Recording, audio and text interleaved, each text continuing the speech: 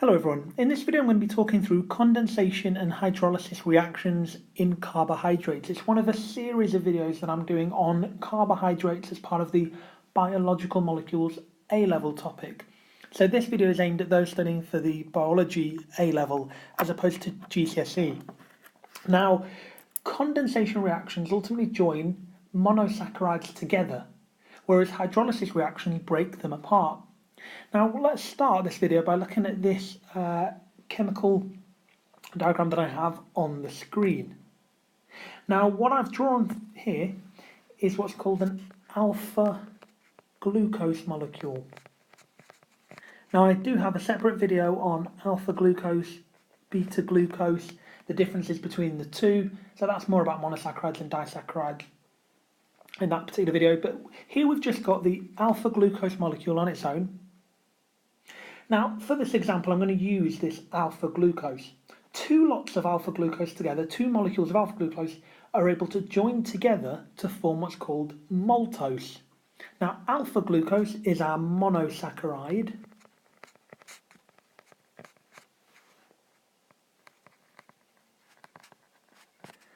And maltose is a disaccharide. So what I'm going to do is insert into the screen, I'll just put over here, a second molecule of alpha glucose.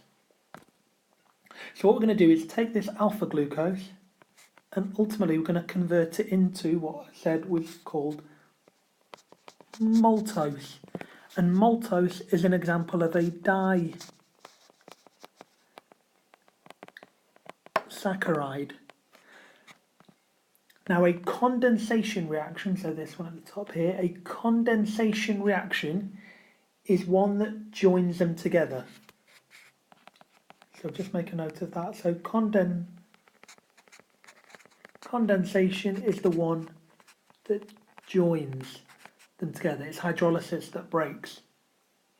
So a condensation reaction is when two molecules join together, we form a new chemical bond and an actual water molecule gets released once the bond is formed.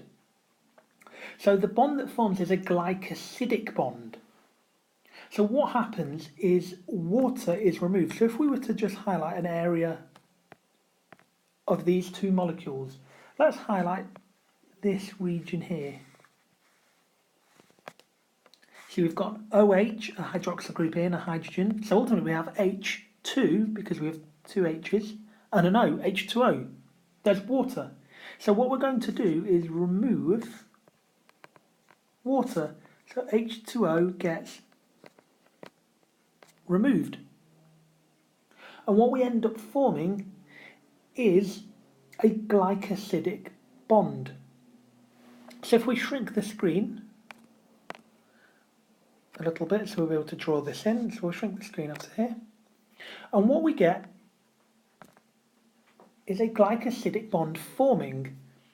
So if we were to just focus on, and I'll highlight in green the region I'm talking about, just this region here. So rather than drawing out the entire top again, if I just focus on that region there, what we form from this condensation reaction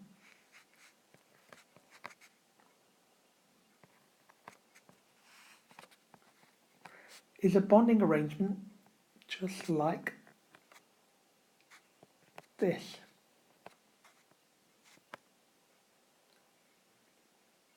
So you can see we have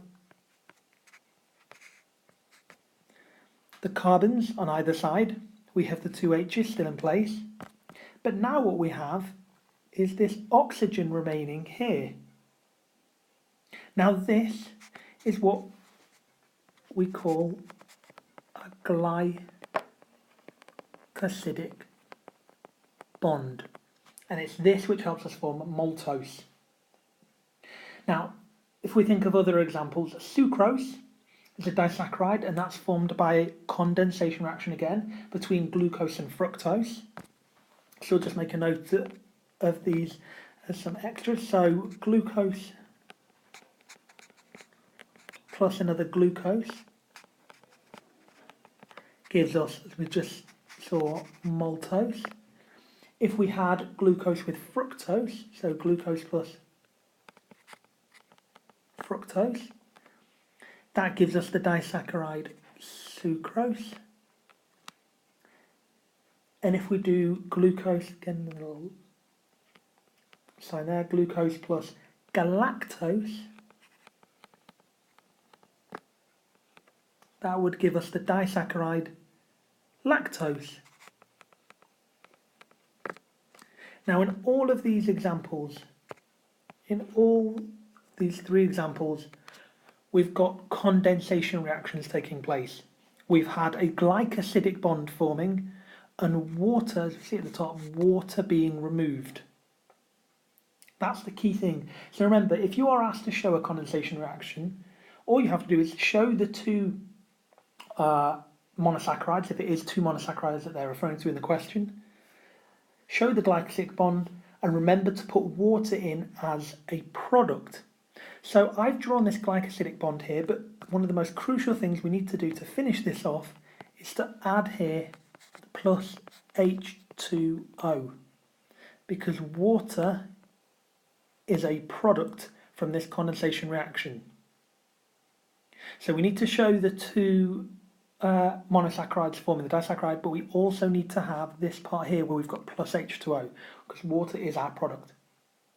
Now let's think about hydrolysis reactions. Now again, I'll shrink the screen here.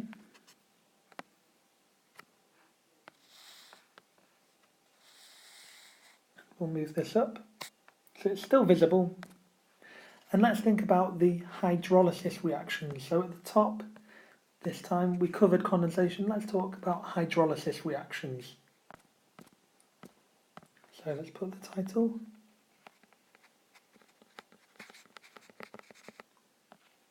Hydrolysis.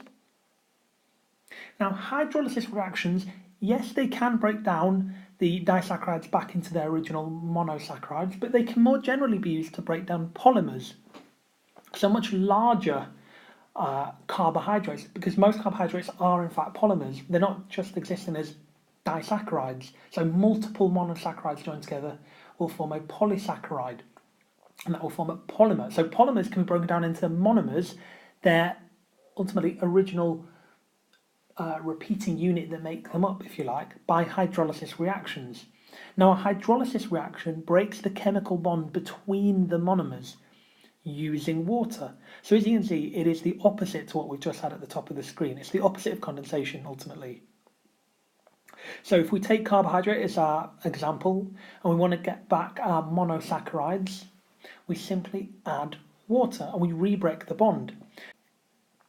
So let's draw the relevant part of the picture out again. So the bit just above the brackets in black. So we have the O here. So we're drawing out that region where there's a glycosidic bond, ultimately here. So just where I've got an asterisk in black there. So we've redrawn that picture. Now what we ultimately need to do is add to this water. So here we have, very simply, H2O. This is our water molecule. So we removed water in the first instance to form the glycosidic bond. Now what we're doing is simply adding the water. As the name suggests, hydrolysis. Hydro, water, lysis, split. So we're splitting it with water. So the bond is going to be broken by the addition of water. And what we ultimately end up forming would be what you see at the top in the green bracket. So again, if we just draw the relevant portion out, if we add water to this,